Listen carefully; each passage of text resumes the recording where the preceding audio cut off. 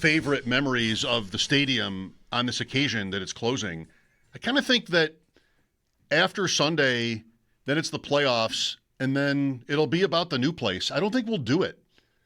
I don't expect to have an instinct in the spring or summer to be like, what are your favorite memories of the stadium? Maybe when they take it down, which won't be that far off in the future, we would want to do that. But I think after Sunday and then the season ends or the playoffs end at whatever time, I think we just kind of, all right, so what is this new place going to be like? We've done some of that too already, but I kind of feel like this is it. This is almost last call for the stadium memories. I'll probably want to do more of it through the week. Tyler Dunne with me now, golongtd.com. How extensive are your memories of the stadium, Tyler? Hey, pleasure to be here, Mike. Yes. And Merry belated Christmas to you and yours. And to you. I guess memories are kind of divvied up into a couple of buckets. There's the memories from a press box, just covering it on that side of things, and I don't know, like some that pop into my mind. Remember when the Guinness Book of World Records showed up for Rex and the gang, and it was going to be so loud, and they're going to take down the Patriots on the heels of beating the Colts, and then I don't know. The Patriots kind of did Patriots things, but I don't know, way back in the early 90s, I kind of remember going to my first Bills game as a 5 or 6 year old with Dad, and I think it was a preseason game, and all I remember is Dad with the ultimate save lifting me up as somebody was drunk behind us, just puked all over my seat. Like, it was an unbelievable dad move. Special. So hopefully I can pass that on to my kids. I went to there. I don't know if it's famous, but in 1980, the Bills won the AFC East. I don't know if they'd ever done it. I think they had never done it. And there was a late season game against the Rams, early December, 10-7 overtime win. And I would have been 9. And I was there with my friend who was younger than me and our moms in the end zone, like halfway up in the end zone. I don't remember anybody throwing up. I just think back to that now 45 years later, and just I'm always in amazement that happened. That mom and her mom friend took the boys to a Bills game, a late Sunday, huge game against the Rams, and sat in the end zone. Like that. There's a famous picture or video after that game of the Bermuda Triangle Bills dancing on the field like a conga line. And I'm pretty sure we were long gone by then, but I can tell you that we were there for that. I mean, and that's the thing. I'm 38 years old. My memories are more my dad's memories. Like everybody listened. He's at the comeback game, but he stayed. He stayed after that pick was Bubba McDowell. He said he turned to his buddy and said, "We owe it to these guys. It's the end of the run. We owe it to them to stay." And they stuck it out. It's on VHS somewhere in the attic, I'm sure. That's awesome. My Rams game, by the way, Vin Scully was the play-by-play announcer for that game. What do you think Sunday will be like, Tyler? I'm having a tough time with it because, I'm immersed, like most fans are immersed in the season and the playoffs and the matchups and everything like that. Will Sunday feel like what we want it to feel like? Sal said yesterday to me he thinks it will because the pressure is kind of off Sunday, that the playoffs are going to happen and this doesn't really affect too much. But, man, the fact that they're not likely to play a home playoff game here, for me, puts a real damper on things. Yeah, I'm there with you. I think everybody assumed there'd be a home playoff game, which, God, it spent a whole generation wondering if they'd ever get one, and then it became this rite of passage. So it is weird that they aren't likely going to be playing there at home in the playoffs. But I don't know. I think there'll still be all kinds of nostalgia, right, for all the memories we'll be replaying through grandfathers' heads and fathers' heads, and everybody's in the stadium. They'll soak it in, and it's the Jets. I mean, this is not an NFL team. This is a joke of a franchise. I don't think it really matters who the Bills put on the field. They're going to win. The Jets are just straight up George Costanza quitting. I mean, really, they're going all out. They don't even have an interception this year. It's unbelievable. Amazing. So I think it lends itself to just a big old party for all involved, and then you just kind of look ahead to the playoffs. Is this, by the way, the low point for the Jets? After 14 years of missing the playoffs already, have they been this bad before? Maybe? Gosh, I mean, there was there was the Adam Gase era was pretty bad. Yeah. 2 and 14. Greg Williams take over, and they did the all-out blitz, and I mean that. There's been some low moments, but this feels about as bad as it's been. You've got players on the field who have no business, being on a roster. So just in terms of a general lack of talent and direction and hope, there's nothing. What do you hang your hat on if you're the Jets?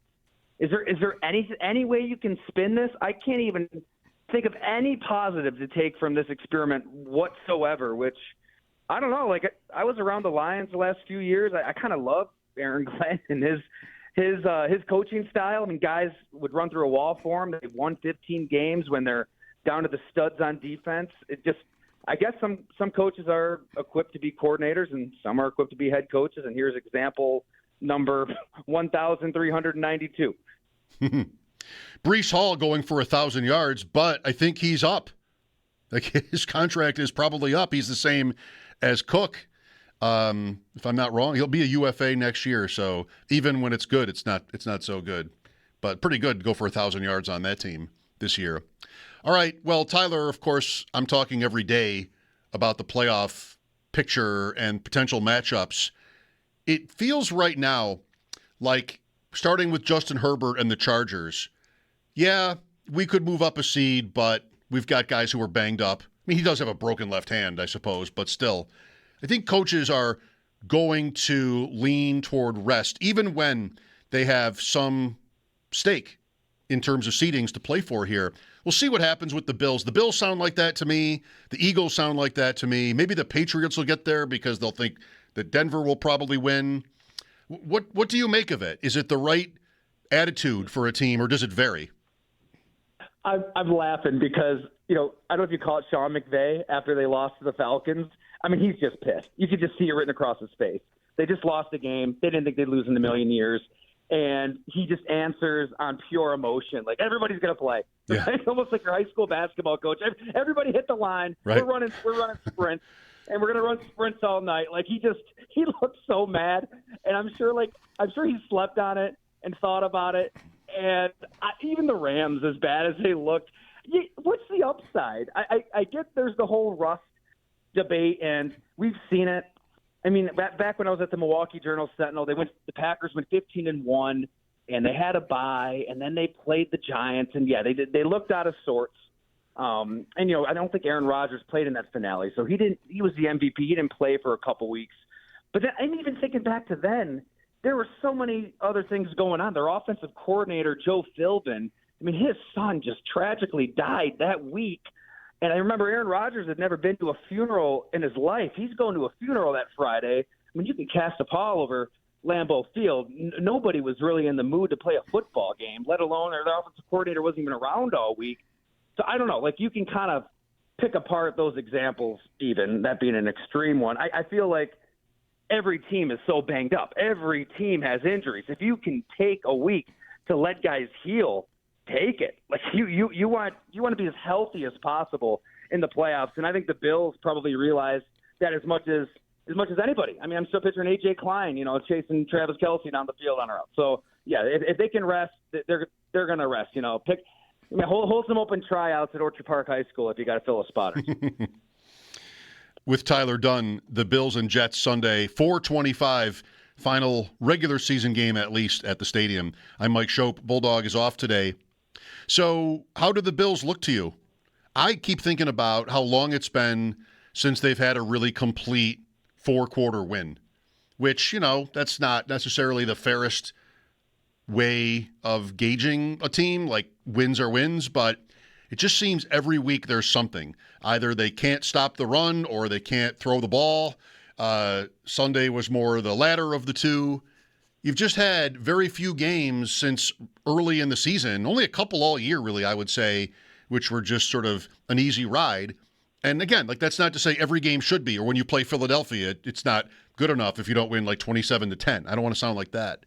But it worries me for them that they struggle so often in different areas, knowing that they probably have to win 3 road games to get there.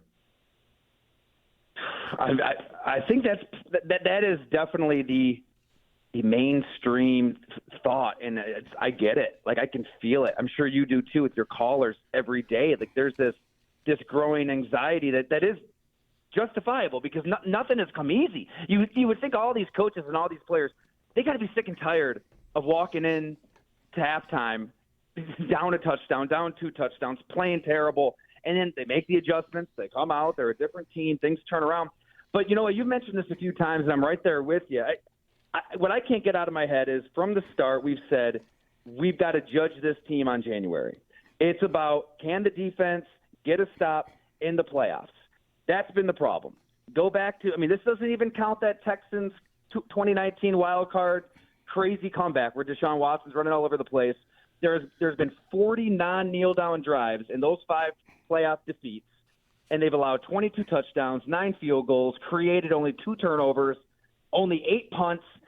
They're giving up 166 points. That's 4.15 per non-kneel down drive. That is historically dreadful. So I get it. We have to talk about this offense that has kind of been sputtering, but they're still averaging 28 points a game. They've got, I don't know what they are now, going into the last game, they're the number 1 rushing attack. The reigning MVP at quarterback. It looks different, but part of me thinks it's okay that it looks different. You've got to evolve. They've tried the whole spread approach, right? Back to Emmanuel Sanders and Cole Beasley and Stephon Diggs and just throwing it all over the place. So, okay, now you've got a rushing attack. Now you got something that can maybe travel onto the road. So I hesitate to ring the alarm bells on offense. To me, it's still about that defense. Can you just steal a possession or two and not turn it over on offense and win by any means? I think they can. I still think you may be going into the dance with the best quarterback and the best running back and an offensive line and a wide-open AFC. Hell, they might be one and done. Jacksonville they've got a solid roster and one of the best coaching staffs. I get it, but I would take those odds still if I'm Buffalo, and I think that's where we judge them. It's the pressure to me is still on the defense that time of year, and it does help that Andy Reid and the Chiefs aren't around. Sean McDermott has definitely evolved, and we've seen it. You saw in that Eagles game. Loved the decision to go for 2. He's been uber aggressive. I think it helps that his old mentor isn't around. For whatever reason, he has been tight into those games. So that's a good thing. It hasn't been pretty, but I'd still be pretty optimistic if I was the Bills going into this particular tournament. I like it. The other side of that is the quarterbacks they'll face and whether they can rise to the occasion. And that will be, some combination, if the Bills win games, of Trevor Lawrence, Bo Nix, Drake May, maybe even Stroud or one of the other guys. And is there one of them, let's start with May, because he's the MVP favorite. This week might not even show anything, May or Stafford or anybody, if teams play backups. So he might have the MVP in his second year, 13 wins. It's hard for me to imagine that he doesn't play a good game in the playoffs. I don't know if he can do what Allen has done, but I wouldn't really I'm not in a hurry to bet against him. Yeah, I think he's the MVP, and he's going to be a problem for a long, long time.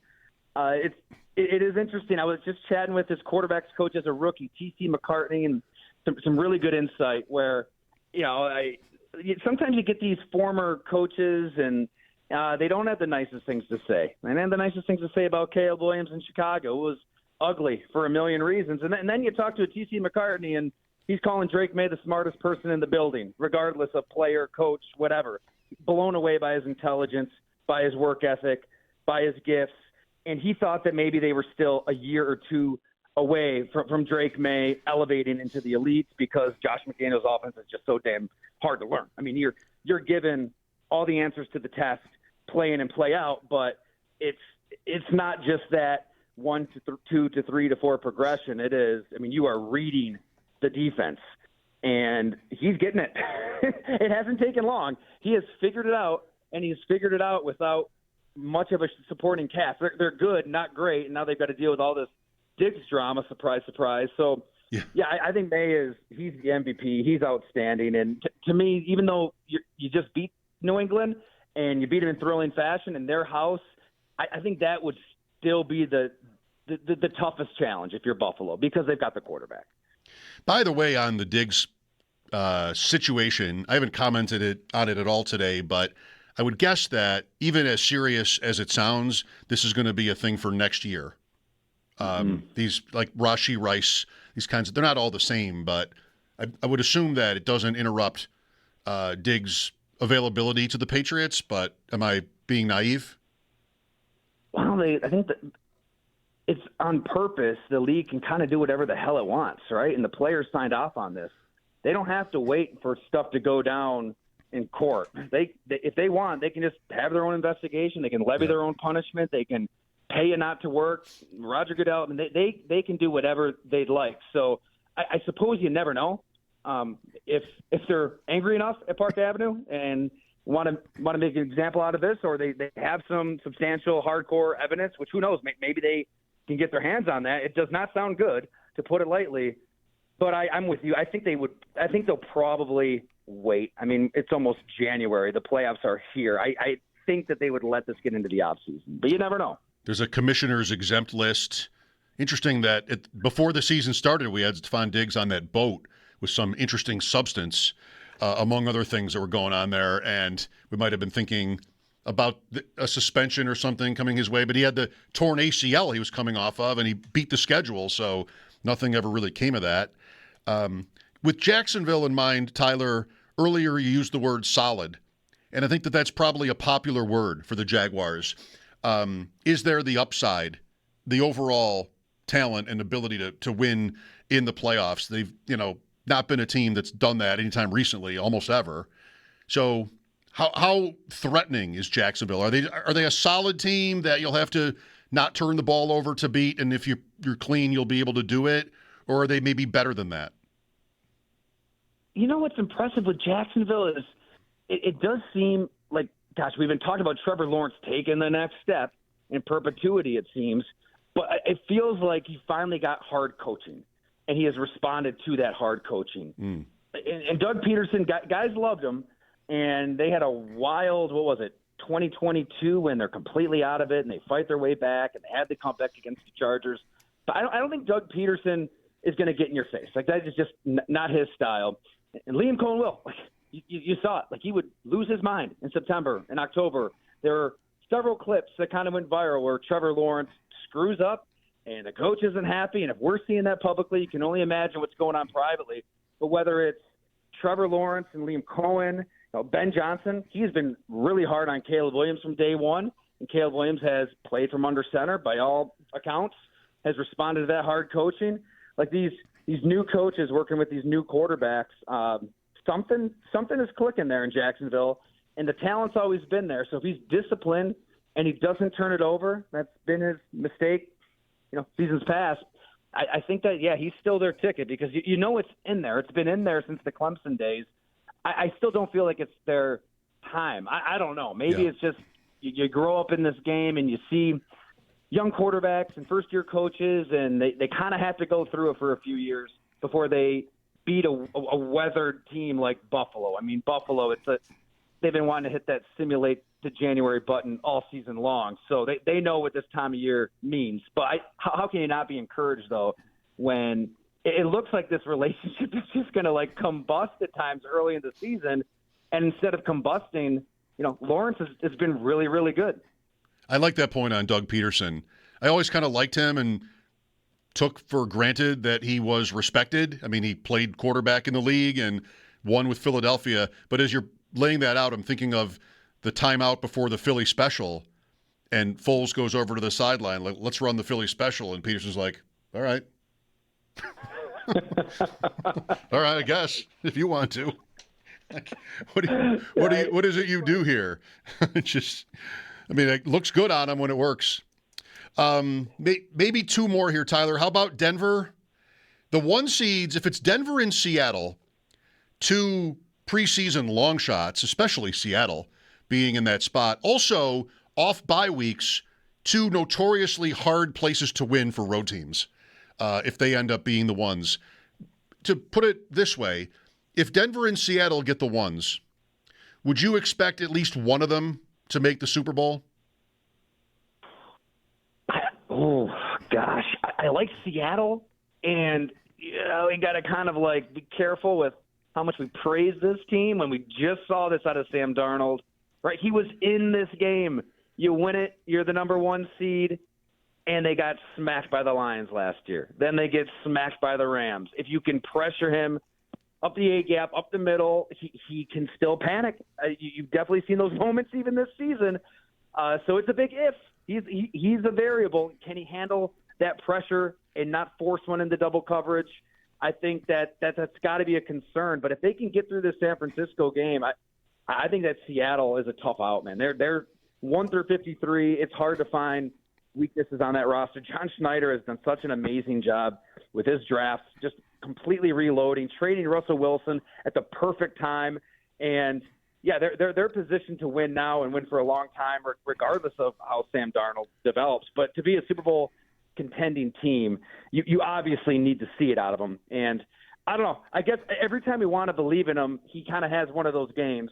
And you can't have one of those games in the playoffs. But if you're playing at home and you're able to rest for a week, all you got to do is win twice and you're in the Super Bowl. I think I like Seattle. The more I think about this game, I think I like them a little bit more than San Francisco. I mean, the 49ers defense is just, gosh, it's so patched together. I mean, you've got practice squad guys out there. To their credit, they're figuring out a way to win some of these games. But that's a tough way to make a living.